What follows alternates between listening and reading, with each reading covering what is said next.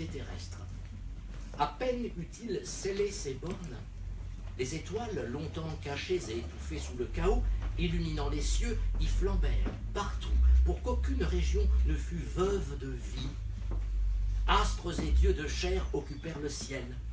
Les poissons chatoyants au sein des eaux gitèrent. La terre eut le gibier, l'air mouvant les oiseaux. Un animal plus noble et de plus haut génie manquait encore pour commander à tous les autres.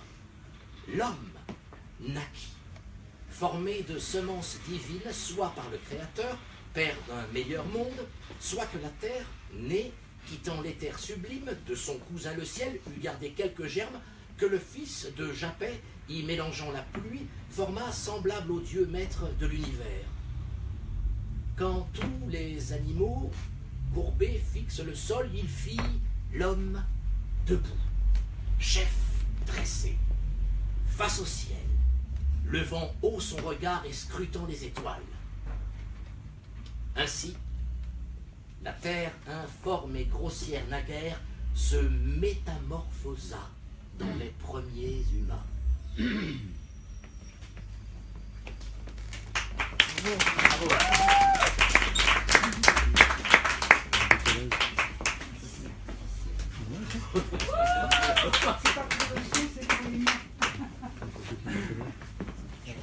Merci Florian Azoulay d'avoir planté le décor dans lequel allaient pouvoir se dérouler les métamorphoses. Et on va écouter Christophe Onodibio qui va nous lire une première métamorphose, l'histoire d'Atalante. Voilà, Atalante et Hippomène, alors pardonnez-moi, c'est Vénus qui parle. Comme c'est la journée des métamorphoses, de la métamorphose, je me suis autorisé ce petit privilège. Mais je me sens fatigué. Ce peuplier nous offre à propos son ombrage et ce gazon son lit. Étendons-nous ensemble au sol. Elle s'étend, le pressant l'herbe, la nuque sur son sein, renversée en arrière. Hénard, entrecoupant son récit de baisers, une femme courait plus vite que les hommes. Peut-être l'as-tu su, ce n'est pas une fable, elle était plus rapide qu'eux. Nul n'eût pu dire si l'on admirait plus ses pieds ou sa beauté. Le dieu interrogé lui dit « Pas de mariage, nul besoin, tu ne pourras, Atalante, et vivant tu cesseras d'être toi. » Terrifiée par l'oracle, elle fuit dans les bois, et pour chasser les prétendants venus en foule, lance un cruel défi. « Nul de vous ne m'aura que vaincu à la course. À vos marques, luttons, et ma main et ma couche iront au plus rapide, au plus lent, le trépas, c'est la loi du combat. Dure loi, mais son charme est si puissant qu'en foule, d'imprudents prétendants accourent s'y soumettre. Hippomène, assistant à l'inégale course, songeant que de danger pour gagner une épouse. Blâme l'excès d'amour des prétendants, puis voit la face d'Atalante et son corps nu, splendide, aussi beau que le mien ou toi, devenue femme. Saisit, lève les mains et s'écrie « Pardon, vous que je jugeais fautif sans connaître l'enjeu que vous vous disputez, la louant, il s'enflamme, fait des vœux pour qu'aucun ne l'emporte sur elle. Il est jaloux, il s'effraie. Pourquoi dans cette lutte ne pas tenter aussi, se dit-il, la fortune ? Ce dieu sourit aux audacieux. Comme Hippomène y réfléchit d'un pas ailé, la Vierge vole, quoiqu'il la voie passer plus vite que la flèche du Scythe. Laonien, plus que jamais, admire sa beauté, car la course ajoute à ses appas. Sur ses prestes talons, la brise fait voler les lacets, ses cheveux dans son dos ivoirin, sous ses jarrets, la frange ornée des genouillères, son blanc corps virginal se rougit d'incarnat, tout comme un atrium que couvre un vélum pourpre, tamisant sa blancheur d'une ombre colorée. Comme il observe, elle franchit l'ultime borne. 20. Reçoit sa couronne, et les vaincus en pleurs vont subir le destin que la loi leur réserve. Lors, sans le moindre effroi, le jeune homme se dresse au milieu de l'arène et dit, fixant la Vierge, « On triomphe sans gloire à vaincre les lambins. Lutte avec moi. Si la fortune m'avantage, être battu par moi n'est pas un déshonneur. Mon père est Mégaré, donc Estos, son grand-père Neptune, roi des eaux, et donc mon bisaïeul, ma valeur vaut mon sang. terrasser Hippomène te vaudrait un renom immense et mémorable. La fille de Scéné, comme il parle, lui coule un doux regard songeant. Vaut-il mieux vaincre ou perdre? Quel dieu hostile au beau, attaché à sa perte, l'oblige-t-il à exposer ses jours précieux pour briguer cette union? Non, je ne vaux pas tant. Ce n'est pas sa beauté, elle eût pu, qui me touche. C'est un enfant. Son âge, et non lui, m'attendrit. Et puis, n'est-il pas brave, intrépide à la mort, arrière-petit-fils du souverain des mers, m'aimant, à notre union attachant tant de prix qu'il meurt, si son destin funeste l'en écarte. Fuis à temps, étranger, ma couche ensanglantée, mon hymen est cruel, tu peux combler les vœux, nul ne dira non de quelque vierge sage. Mais, ayant tant tué, pourquoi m'en soucier? Qu'il meure. À lui de voir, puisque tous ces massacres ne l'ont pas mis en garde, et qu'il est là de vivre. Quoi? Périr pour avoir voulu vivre avec moi, voire payer son amour d'un indigne trépas, le vaincre me vaudra d'insupportables haines, mais je n'y suis pour rien. Renonce, c'est mon vœu. Ou bien, si tu es fou, sache courir plus vite. Mais quel air virginal, quel visage d'enfant, pourquoi donc m'as-tu vu? Malheureuse Hippomène, tu méritais de vivre. Et si plus fortuné un méchant sort ne m'eût interdit le mariage, je t'eusse voulu seul pour partager ma couche. Elle dit. Et novice en son premier désir, aime, ignorant l'amour, sans comprendre qu'elle aime. Peuple grand réclamait les courses habituelles. D'une voix angoissée, Hippomène m'invoque. Je supplie, Cythérée, assistant mon audace, de protéger les feux qu'elle mit dans mon cœur. Un bon vent porte à moi sa prière flatteuse qui m'émeut, je l'avoue. Je dois l'aider d'urgence. Il est à Chypre un champ, le meilleur sol de l'île, qu'on y appelle Tamassos. Les vieux jadis me l'ont voué, voulant qu'il s'ajoute à mes temples en dot. En son milieu, un arbre à cheveux fauves resplendit, crépitant de ses rameaux d'or fauve. J'en venais, à ma main tenant 3 paumes d'or, cueillis sur lui. Nul ne me vit, sauf Hippomène. L'abordant, je lui dis ce qu'il devait en faire. Les trompes ont sonné. Penchés, quittant leur marque, sur le sable effleuré, ils lancent leur foulée qui pourrait à pied sec raser le flot marin. Courir sans les courber sur de blondes moissons. On encourage le jeune homme en l'acclamant. Vas-y, c'est le moment, Hippomène, plus vite, hardi, vas-y à fond. S'entraîner et tu gagnes. Nul ne sait qui le plus applaudit ses héros, le fils de Mégarée, la fille de Scéné. Que de fois s'attardant pour contempler sa face, ce n'est qu'avec regret qu'elle a repris la tête. Épuisé, haletant, il sent sa gorge sèche, la borne est loin. Le rejeton du grand Neptune lance alors à la Vierge un des 3 fruits de l'arbre. Étonnée, attirée par la pomme brillante, elle va ramasser la boule d'or qui roule, il la dépasse. On applaudit sur les gradins, elle reprend sa course, accélère, rattrape, retard étant perdu, repasse encore en tête, retardé d'un second jet de fruits, le poursuit et le dépasse encore, c'est la fin. Il me prie, aide-moi, ô déesse à qui je dois ces dons. Puis pour contrer son sprint, lance au bord de la piste de sa jeune vigueur de côté l'or brillant. Elle semble hésiter. Je la force à le prendre. Soulever l'alourdit et gêne autant sa course par le poids ajouté que par le temps perdu. Bref, pour parler moins long que ne dura la joute, il distança la Vierge et eut sa main pour prix. Ne méritais-je pas, Adonis, assez grâce et son encens? Il m'oublia. Je n'eus ni grâce ni encens. Enrageant, meurtri de ses dédains et refusant qu'on rit de moi à l'avenir, je me convins de faire un exemple sur eux.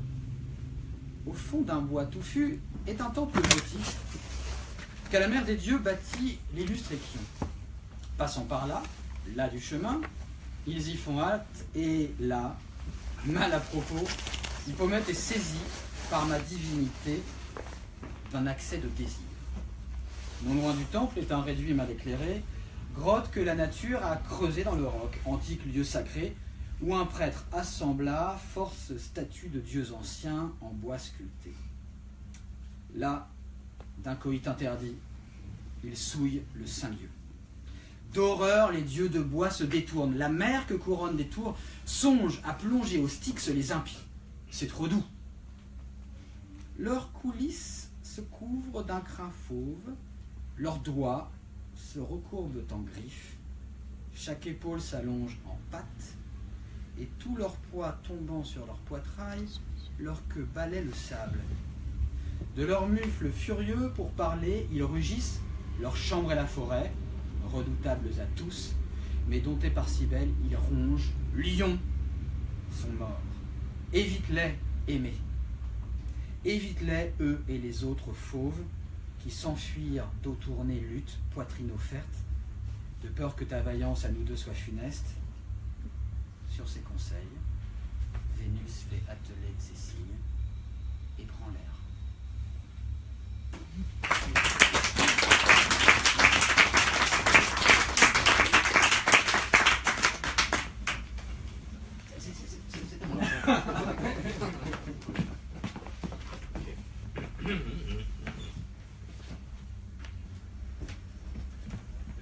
La déesse du Triton avait prêté l'oreille à ce récit.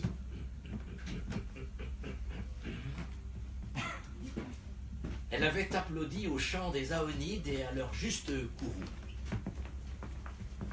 Alors elle se dit, c'est peu de louer. Méritons d'être loués aussi. Ne permettons pas qu'on méprise impunément notre divinité. Et elle songe à perdre la méonienne Arachné qui, lui avait-on dit, prétendait l'égaler dans l'art de tisser la laine. Celle-ci n'était pas célèbre, ni par son rang, ni par ses origines, elle ne l'était que par son art. Son père, Idmond de Colophon, teignait avec la pourpre de Phocée la laine spongieuse. Sa mère était morte, mais, sortie aussi du peuple, elle était née dans la même condition que son mari. Cependant, Arachné s'était fait par son industrie un nom fameux dans les villes de Lydie, quoique, issue d'une humble famille, elle habita l'humble Hypaépa. Pour contempler ces ouvrages admirables, souvent les nymphes de Tymolus désertèrent leurs vignobles, les nymphes du Pactole désertèrent leurs eaux. C'était un plaisir non seulement de voir ces étoffes toutes faites, mais encore de les lui voir faire, tant il y avait d'habileté dans son travail. Soit que pour commencer, elle enroula la laine brute en touffes arrondies, soit qu'elle pressa son ouvrage entre ses doigts et que, tirant à coups répétés sur les flocons semblables à des nuages, elle les allongea et les amollit à mesure, soit que d'un pouce léger, elle fit tourner le fuseau poli, soit qu'elle broda à l'aiguille. On reconnaissait qu'elle était l'élève de Pallas. Mais elle le nie, et offensée qu'on la croit formée par une maîtresse pourtant si grande, qu'elle lutte avec moi, dit-elle. Vaincue, je me soumets à tout. Pallas prend la figure d'une vieille femme. Elle couvre ses tempes de faux cheveux blancs et appuie sur un bâton ses membres affaiblis. Puis elle s'adresse ainsi à Arachné. La vieillesse n'a pas seulement pour l'eau des mots haïssables. Sur le tard, les années nous amènent aussi l'expérience. Ne dédaigne pas mon conseil, aspire à la réputation d'être entre toutes les mortelles la plus habile à façonner la laine, mais ne prétend pas égaler une déesse. Téméraire, implore d'une voix suppliante le pardon de tes paroles, elle te pardonnera si tu implores. Arachné jette sur elle des regards farouches. Elle abandonne le fil commencé et, contenant à peine sa main, trahissant sa colère par l'expression de son visage, elle réplique en ces termes à Pallas qu'elle ne reconnaît pas. Tu n'as plus ta raison, et ta longue vieillesse t'accable. Oui, avoir vécu trop longtemps est un malheur. Si tu as une bru, si tu as une fille, garde pour elle tes discours. Je suis assez sage pour me conseiller moi-même. Ne crois pas que tes avis aient eu le moindre effet. Ma résolution n'a pas changé. Pourquoi ne vient-elle pas elle-même? Pourquoi se dérobe-t-elle à la lutte? Elle est venue, dit alors la déesse, et, quittant la figure d'une vieille femme, elle fait apparaître Pallas. Sa divinité reçoit les hommages des nymphes et des femmes mygdoniennes. La jeune fille seule n'éprouve aucun effroi. Pourtant, elle a rougi. Mais cette rougeur subite qui, malgré elle, a coloré son visage, s'évanouit à son tour. C'est ainsi que l'air se teint de pourpre dès que l'aurore prend sa course, puis au bout de quelques instants, blanchit sous les rayons du soleil levant. Elle persiste dans son dessein et, poussée par sa sotte ambition de remporter la palme, elle court à sa perte, car la fille de Jupiter ne recule pas. Elle ne lui donne plus aucun conseil et ne diffère pas davantage de la lutte. Aussitôt, Elles dressent, chacune de son côté, 2 métiers et les tendent avec les fils déliés de la chaîne. Le métier est joint à l'aide de la traverse, le roseau sépare les fils de la chaîne. Dans l'intervalle, à la suite de la navette aiguë, s'insère la trame que dévident les doigts et qui, conduite à travers la chaîne, est serrée par les dents taillées dans le peigne, chaque fois qu'on le frappe. Toutes 2 se hâtent. Leurs vêtements ramenés sur la poitrine par une ceinture, elles agitent leurs bras habiles avec une ardeur qui trompe leur fatigue. Elles emploient pour leur tissu la pourpre que Tyr a préparée dans ses vases de bronze, et des couleurs plus foncées que distinguent entre elles de légères nuances.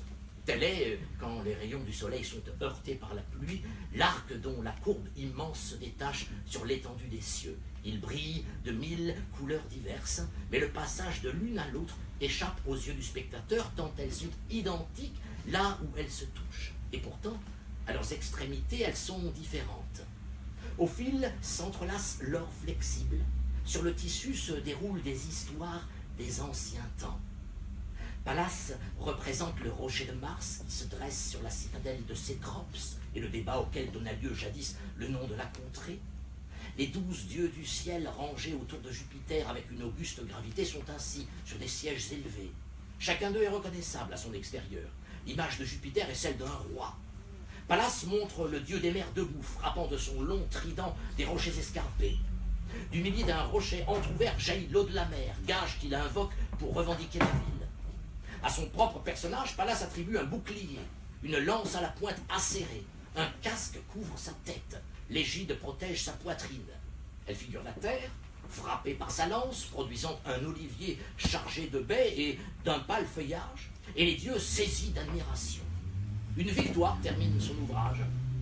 Cependant, pour que sa rivale comprenne par des exemples quel prix elle peut attendre de son audace insensée, la déesse ajoute encore dans les 4 coins 4 autres débats, d'un brillant coloris qui se distingue du premier par la petitesse des figures. À l'un des angles, on voit Rhodope de Thrace et Émus, aujourd'hui des montagnes glacées, autrefois des mortels, qui usurpèrent les noms des plus grandes divinités. Dans le second est retracé le destin lamentable de la mère des Pygmées. Junon, qu'elle avait provoqué l'ayant vaincue, la changea en grue et la condamna à déclarer la guerre à son propre peuple. Ailleurs est représentée Antigone, qui osa jadis se mesurer avec l'épouse du grand Jupiter et que Junon, reine du monde, transforma en oiseau. Ni Lion ni Laodémon, son père, ne purent l'empêcher de devenir une cigogne au blanc plumage qui s'applaudit elle-même en claquant du bec. Le dernier angle est occupé par Cinyras. Privé de ses enfants, on le voit embrasser les degrés d'un temple, membre de ses filles, et couché sur la pierre verser des larmes. Tout autour de ces tableaux, Pallas tisse une bordure de rameaux d'olivier, emblème de paix. Là, elle s'arrête. Elle termine son ouvrage par l'arbre qui lui est consacré. La Méonienne dessine Europe, abusée par l'image d'un taureau. On croirait voir un vrai taureau, une vraie mer. Europe paraissait tourner ses regards vers la terre qu'elle avait quittée, appeler ses compagnes et, pour ne pas être touchée par les flots qui l'assaillaient, ramener en arrière ses pieds craintifs. L'ouvrière représente aussi Astérie, prisonnière d'un aigle qui l'étreint. Elle représente Léda couchée sous les ailes d'un cygne, puis encore Jupiter, caché sous la forme d'un satyre et rendant mère de 2 enfants, la belle princesse, fille de Nyctéus. Prenant les traits d'Amphitryon pour te séduire, ô reine de Tyrinthe, se changeant en or pour tromper Danaé, en flamme pour tromper la fille d'Asopus, berger pour Mnémosyme, serpent bigarré pour la fille de Déo. Et toi aussi, Neptune, elle te montre transformée en taureau menaçant, épris de la fille d'Éole, sous la figure d'Énipée, tu engendres les Aloïdes.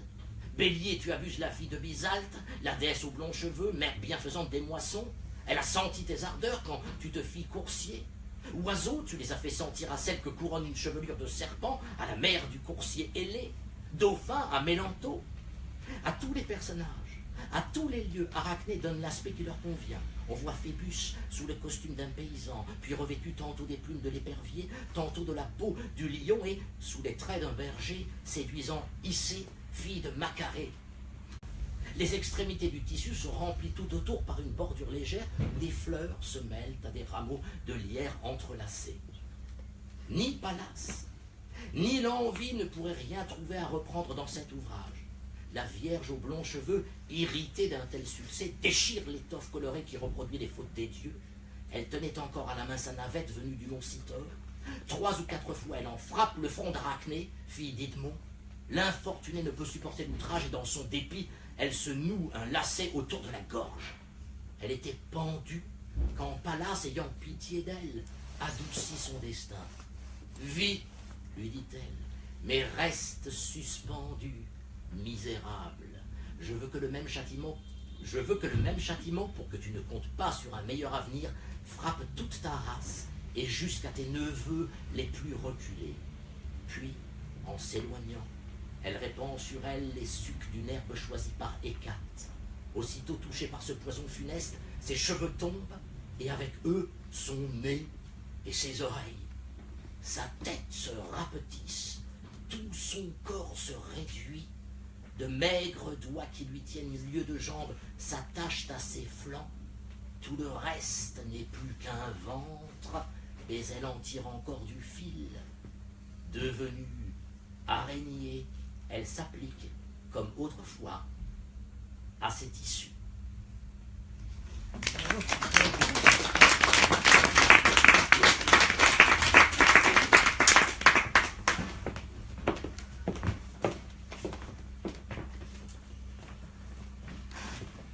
Nous allons commencer par Narcisse et Écho. Que nous allons lire en écho comme il se doit.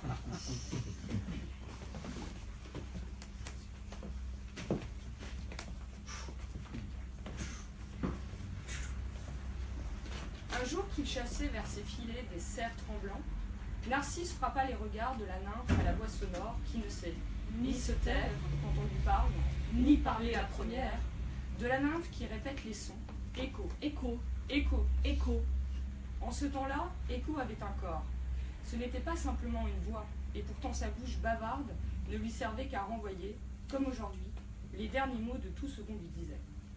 Ainsi l'avait voulu Junon, quand la déesse pouvait surprendre les nymphes qui, souvent dans les montagnes, s'abandonnaient aux caresses de son Jupiter.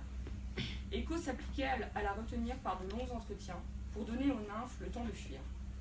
La fille de Saturne s'en aperçut. Cette langue qui m'a trompée ne servira plus guère, et tu ne feras plus de ta voix qu'un très bref usage. L'effet confirme la menace. Écho cependant peut encore répéter les derniers sons émis par la voix et rapporter les mots qu'elle a entendus. Donc, à peine a-t-elle vu Narcisse errant à travers les campagnes solitaires que, brûlée de désir, elle suit furtivement ses traces. Plus elle le suit, plus elle se rapproche du feu qui l'embrase. Le soufre vivace dont on enduit l'extrémité des torches ne s'allume pas plus rapidement au contact de la flamme. Oh, que de fois elle voulut l'aborder avec des paroles caressantes et lui adresser de douces prières. Sa nature s'y oppose et ne lui permet pas de commencer, mais du moins, puisqu'elle en a la permission, elle est prête à guetter des sons auxquels elle pourra répondre par des paroles. Il advint que le jeune homme, séparé de la troupe de ses fidèles compagnons, cria « Y a-t-il quelqu'un près de moi ?»« Moi, répondit Écho. Plein de stupeur, il promène de tous côtés ses regards. « Viens !» cria-t-il à pleine voix. Et à son appel, elle répond par un appel. Il se retourne, et ne voyant venir personne, « Pourquoi me fuis-tu » il recueille autant de paroles qu'il en a prononcées. Il insiste, et abusé par la voix qui semble alterner avec la sienne, « Ici, réunissons-nous !» Unissons-nous. Et charmée elle-même de ce qu'elle a dit, elle sort de la forêt et veut jeter ses bras autour du cou tant espéré. Narcisse fuit, et tout en fuyant. « Retire ces mains qui m'enlacent, plutôt mourir que de m'abandonner à toi. » M'abandonner à toi. Méprisée, elle se cache dans les forêts. Elle abrite sous la feuillée son visage accablé de honte, et depuis lors, elle vit dans des antres solitaires. Mais son amour est resté gravé dans son cœur, et le chagrin d'avoir été repoussé ne fait que l'accroître. Les soucis qui la tiennent éveillée épuisent son corps misérable. La maigreur dessèche sa peau. Toute la sève de ses membres s'évapore. La maigreur dessèche sa peau. Il ne lui reste que la voix et les os. Sa voix est intacte. Ses os ont pris, dit-on, la forme d'un rocher. Depuis, cachée dans les forêts, elle ne se montre plus sur les montagnes, mais tout le monde l'entend. Un son, voilà tout ce qui survit en elle. Un son, voilà tout ce qui survit en elle. Puisse Narcisse aimer lui aussi et ne jamais posséder l'objet de son amour. qu'une chasse ardente et la chaleur du jour avaient fatigué, vint se coucher sur la terre, séduit par la beauté du site et par la fraîcheur de la source. Il veut apaiser sa soif, mais il sent naître en lui une soif nouvelle. Tandis qu'il boit, épris de son image, qu'il aperçoit dans l'ombre, il se passionne pour une illusion sans corps. Il prend pour un corps ce qui n'est que de l'eau. Il s'extasie devant lui-même. Il demeure immobile, le visage impassible, semblable à une statue taillée dans le marbre de Paros. Étendu sur le sol, il contemple ses yeux, deux astres, sa chevelure, digne de Bacchus et non moins digne d'Apollon, ses joues, lisses, son cou d'ivoire, sa bouche, gracieuse, son teint, qui, à un éclat vermeil, unit une blancheur de neige. Enfin, il admire tout ce qui le rend admirable. Sans s'en douter, il se désire lui-même. Il est l'amant et l'objet aimé, le but auquel s'adressent ses vœux. Les feux qu'il cherche à allumer sont en même temps ceux qui le brûlent. Que de fois il donne de vains baisers à cette source fallacieuse, que de fois, pour saisir son cou qu'il voyait au milieu des eaux, il y plongea ses bras sans pouvoir s'atteindre. Que voit-il? Il l'ignore, mais ce qu'il voit le consume. La même erreur qui trompe ses yeux les excite. Crédule enfant, pourquoi t'obstines-tu vainement à saisir une image fugitive? Ce que tu recherches n'existe pas. L'objet que tu aimes, tourne-toi, et il s'évanouira. Le fantôme que tu aperçois n'est que le reflet de ton image. Sans consistance par soi-même, il est venu et demeure avec toi. Avec toi, il va s'éloigner, si tu peux t'éloigner. Ni le souci de Cérès, ni le besoin de sommeil ne peuvent l'arracher de ce lieu. Épandu dans l'herbe du soir, il contemple d'un regard insatiable l'image mensongère. Il meurt, victime de ses propres yeux. Légèrement soulevé et tendant ses bras vers les arbres qui l'entourent. Un être me charme, et je le vois. Mais cet être que je vois et qui me charme, je ne puis l'atteindre. Si grande est l'erreur qui contrarie mon amour. Pour comble de douleur, il n'y a entre nous ni vaste mer, ni longue route, ni montagne, ni rempart aux portes closes. C'est un peu d'eau qui nous sépare. Lui aussi, il désire mon étreinte, car chaque fois que je tends mes lèvres vers ces eaux limpides, pour un baiser, chaque fois il s'efforce de lever vers moi sa bouche. Il semble que je puis le toucher. Un très faible obstacle s'oppose seul à notre amour. Qui que tu sois, viens ici. Pourquoi, enfant sans égal, te jouer ainsi de moi? Où fuis-tu quand je te cherche? Ce ne sont du moins ni ma figure, ni mon âge qui peuvent te faire fuir. Des nymphes même m'ont aimé. Ton visage amical me promet je ne sais quel espoir. Quand je te tends les bras, tu me tends les tiens de toi-même. Quand je te souris, tu me souris. Souvent même, j'ai vu couler tes pleurs quand je pleurais. Tu réponds à mes signes en inclinant la tête, et autant que j'en puis juger par le mouvement de ta jolie bouche, tu me renvoies des paroles qui n'arrivent pas jusqu'à mes oreilles. Mais cet enfant, c'est moi. Je brûle d'amour pour moi-même. Que faire? Que faire? Oh, que ne puis-je me séparer de mon corps? Ainsi il dépérit, consumé par l'amour, et il succombe au feu secret qui le dévore lentement. Il a perdu ce teint dont la blancheur se colorait d'un éclat vermeil. Il a perdu son air de santé, ses forces et tous les charmes qu'il admirait naguère. Dans son corps, il ne reste plus rien de la beauté que jadis Écho avait aimée. Quand elle le revit, bien qu'animée contre lui de colère et de ressentiment, elle le prit en pitié. Chaque fois que le malheureux jeune homme s'était écrié « Hélas! » la voix de la nymphe lui répondait en répétant « Hélas! » Quand de ses mains il s'était frappé les bras, elle lui renvoyait le son de ses coups.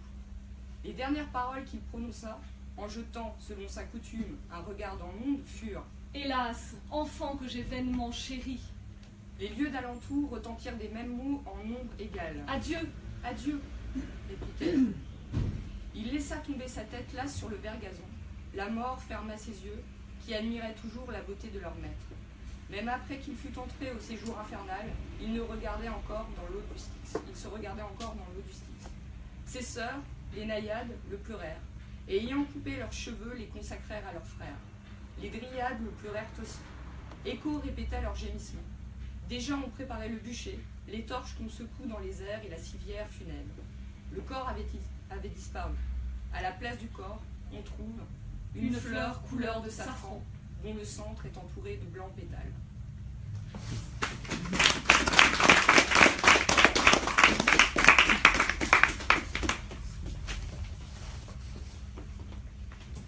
Et nous allons enchaîner avec un texte magnifique, Iphis et Ianthe, qui est tout de même une des seules métamorphoses d'Ovide qui se termine bien, qui se termine par un mariage d'amour, donc une métamorphose qui répare une erreur de la nature, ce qui est assez rare chez Ovide. Sur le territoire de Festus, voisin du royaume de Gnose, était né jadis Lycdus, un homme du peuple de condition obscure mais libre. Il n'avait pas plus de fortune que de noblesse, mais sa vie et son honneur étaient sans tache. Sa femme portait un enfant dans son sein. Il lui fit entendre cet avertissement quand approcha l'heure de ses couches. Je forme un double souhait. D'abord, que ta délivrance te coûte le moins de douleur possible. Ensuite, que tu mettes au monde un fils. Un enfant de l'autre sexe est pour nous une charge trop lourde. La fortune nous refuse les moyens de la supporter. Donc, si par hasard, mauvais augure que je repousse, tu donnes le jour à une fille, j'exige, et c'est bien à contre-cœur, ô devoir paternel, pardonne-moi, qu'elle soit mise à mort. Il dit, et cet ordre fit verser un flot de larmes aussi bien à celui qui le donnait qu'à celle qui le recevait. En vain Télétuse, multipliant les prières, supplie son mari de ne pas restreindre ainsi ses espérances. Je persiste dans ma résolution. Déjà, la pauvre mère ne pouvait plus porter qu'avec peine le fardeau qui, parvenu à maturité, alourdissait ses flancs. Alors la déesse s'adresse à elle en ces termes. Télétuse, toi que je compte au nombre de mes adoratrices, dépose le fardeau de tes peines et dérobe-toi aux ordres de ton époux. N'hésite pas. Quand Lucine t'aura délivré, élève ton enfant, quel qu'en soit le sexe. Je suis une déesse secourable et je viens en aide à qui m'implore. Tu n'auras pas à te plaindre d'avoir honoré une divinité ingrate. Après avoir donné ce conseil, elle sort de la chambre. Joyeuse, la Crétoise se lève de son lit, tendant vers les astres ses mains purifiées, elle supplie la déesse de réaliser son rêve. Bientôt, ses douleurs augmentent, et de lui-même son fardeau jaillit vers la lumière du jour. Une fille naît, à l'insu du père. La mère ordonne de l'élever, en la faisant passer pour un garçon. On croit à sa parole et personne ne reçoit la confidence de sa supercherie, sauf la nourrice. Le père s'acquitte de ses vœux et donne à l'enfant le nom du grand-père. Il s'appellera Iphis. Ce nom plaît à la mère, parce qu'il est commun aux deux sexes, et qu'il lui permet de ne tromper personne. Depuis lors, son mensonge resta caché, grâce à ce pieux artifice. Le costume de l'enfant était d'un garçon. Ses traits, qu'on le prit pour une fille ou pour un garçon, étaient toujours aussi beaux. Cependant, tu avais atteint ta 13e année, quand moi, Iphis, te donna pour fiancée la blonde Ianthe, célèbre pour sa beauté parmi les vierges de Festus, et qui devait le jour à Télestès lui dicter. Vous aviez le même âge, les mêmes attraits, et vous aviez appris des mêmes maîtres les premiers éléments qu'on enseigne à l'enfance. De là naquit l'amour qui pénétra les âmes naïves des deux compagnes, et fit chez l'une et l'autre des blessures égales. Mais elles n'avaient pas les mêmes espérances. Ianthe attend le jour où s'allumeront pour elle les torches du mariage convenu, et où celui qu'on considère comme un homme se montrera un homme. Iphis aime sans espoir de posséder l'objet aimé. Cette impuissance même excite encore sa flamme. Vierge, elle brûle pour une vierge. Retenant ses larmes avec peine, à quoi puis-je m'attendre, moi que tiens sous son empire un amour inconnu jusqu'ici, un amour monstrueux et sans exemple? Si les dieux voulaient m'épargner, ils auraient dû m'épargner. Si au contraire ils voulaient me faire périr, ils m'auraient au moins donné un mal conforme à la nature et aux mœurs. La génisse ne se consume point d'amour pour la génisse, ni la cavale pour la cavale. Les ardents désirs des brebis s'adressent au bélier et la biche suit le cerf. Ainsi encore s'accouplent les oiseaux. Entre tous les êtres animés, on n'en voit point chez qui la femelle se prenne de passion pour une femelle. je voudrais n'être pas de ce monde. Il fallait, je le sais, que la crête produisît tous les monstres. La fille du soleil a aimé un taureau, oui, mais encore était-ce une femelle qui aimait un mâle. Mon amour à moi, si j'ose avouer la vérité, est bien plus insensé que le sien. Après tout, c'est l'espoir des plaisirs de Vénus qui l'a séduite. Grâce à un stratagème et sous la forme d'une génisse, elle a reçu les caresses d'un taureau et celui qu'elle voulait abuser était encore un amant. Quand tout le génie du monde affluerait en ces lieux, quand Dédale y reviendrait lui-même, soutenu dans son vol par ses ailes enduites de cire, que pourrait-il pour moi? Avec toutes les ressources de son art, faudra-t-il que, de jeune fille, je devienne un jeune homme? Est-ce toi qui transformeras Ianté? Ne vaut-il pas mieux raffermir ton courage, Iphis, reprendre possession de toi-même et rejeter loin de toi cet amour dénué de toute raison, insensé? Songe au sexe que tu tiens de la nature, à moins que tu ne cherches à t'abuser aussi toi-même. Aspire à ce qui t'est permis. Aime, étant femme, ce que doit aimer une femme. Seule l'espérance fait naître l'amour. Seule l'espérance le nourrit. Elle t'est défendue par la nature. Ce qui t'éloigne des embrassements de ta bien-aimée, ce ne sont pas des gardiens. Ce n'est pas la surveillance d'un mari défiant, ni la dureté d'un père. Elle-même, celle que tu demandes, ne se refuse pas à toi. Et pourtant, tu ne saurais la posséder. Quand on ferait pour toi tout au monde, tu ne peux pas être heureuse. Non, quand les dieux et les hommes y travailleraient. Jusqu'ici, il n'y a qu'un seul de mes vœux qui n'ait pas été réalisé. Les dieux favorables m'ont accordé tout ce qui était en leur pouvoir. Ce que je veux est aussi ce que veut mon père, ce que veulent ma fiancée elle-même et mon futur beau-père. Mais j'ai contre moi la volonté de la nature, qui est plus puissante que tous. Elle seule fait mon malheur. Voici venir le moment tant souhaité. Le jour de la noce approche, et bientôt Ianté va m'appartenir. Oui, mais elle ne sera pas à moi. Nous mourrons de soif au milieu des eaux. Toi qui présides au mariage, Junon, et toi, Hyménée, que venez-vous faire dans cette solennité où il n'y a point de mari, où nous sommes deux épousés? Sur ces derniers mots, elle se tait. L'autre jeune fille est en proie à des ardeurs non moins vives. Accours promptement vers moi, Hyménée, dit-elle dans ses prières. Ce qu'elle demande, Téléthuse le redoute. Tantôt elle recule la date du mariage, tantôt elle feint une indisposition pour gagner du temps. Souvent des présages et des songes lui servent de prétexte. Mais déjà, elle avait épuisé tout ce qui pouvait fournir matière à ses mensonges. La date où on devait allumer les torches nuptiales, tant de fois différées, allait arriver. Il ne restait plus qu'un seul jour. Alors Téléthuse détache les bandelettes qui saignaient sa tête et celles de sa fille, puis, les cheveux épars, elle entoure de ses bras l'autel d'Isis. Isis, dit-elle, toi qui chéris Parétonium, les champs maréotiques, Pharos et le Nil divisé en 7 branches, viens à notre aide. Je t'en supplie. Porte remède à nos angoisses. C'est toi, déesse, toi que j'ai vu autrefois. J'ai vu aussi ses attributs et j'ai tout reconnu. Ton cortège, tes torches, le son de tes sistres, et j'ai gravé tes ordres dans ma mémoire fidèle. Si cet enfant voit le jour, si moi-même je suis à l'abri du châtiment, c'est à tes conseils et à ta protection que je le dois aujourd'hui. Pitié pour nous deux. Que ta puissance bienfaisante nous assiste. Des larmes suivirent ces paroles de Téléthuse. Il lui sembla que la déesse avait agité ses autels. Elle les avait agités, en effet. Un tremblement secoua les portes du temple. Le croissant de la déesse, image de la lune, jeta des éclairs, et on entendit crépiter son sistre sonore. Sans être encore rassurée, mais pourtant joyeuse de ce présage favorable, la mère d'Iphis quitte le temple. Tandis qu'elle en sort, accompagnée de sa fille, celle-ci la suit à plus grands pas que de coutume. Son visage perd de sa blancheur. Ses forces augmentent. Il y a dans ses traits plus de hardiesse. La longueur de ses cheveux sans apprêt. Elle sent en elle-même une vigueur que n'eut jamais une femme.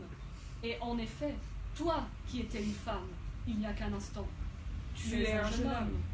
Portez vos offrandes au temple, bannissez toute crainte et livrez-vous à la joie avec confiance.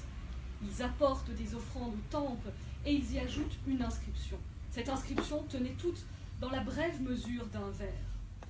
Le jeune Iphis s'est acquitté par ses offrandes d'un vœu qu'il avait fait lorsqu'il était femme. Le jour suivant avait de ses rayons illuminé toute l'étendue de l'univers. Lorsque Vénus, Junon et Hyménée, leur acolyte, viennent se réunir auprès des torches nuptiales, et le jeune Iphis possède sa chair yantée.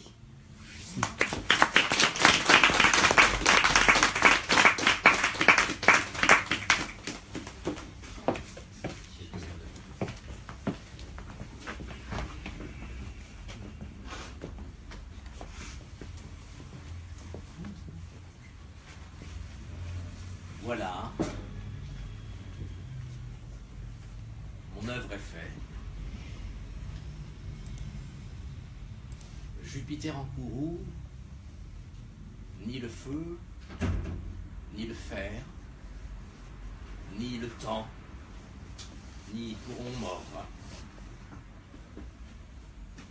Au jour de mon trépas, maître seul de mon corps, il achève le cours incertain de ma vie. Moi, ma meilleure part, survolera les astres, immortel. Et mon nom, rien ne l'effacera. Sur le monde denté, partout où Rome règne, on me lira, de siècle en siècle. Et s'il est vrai qu'un poète peut voir l'avenir, je vivrai.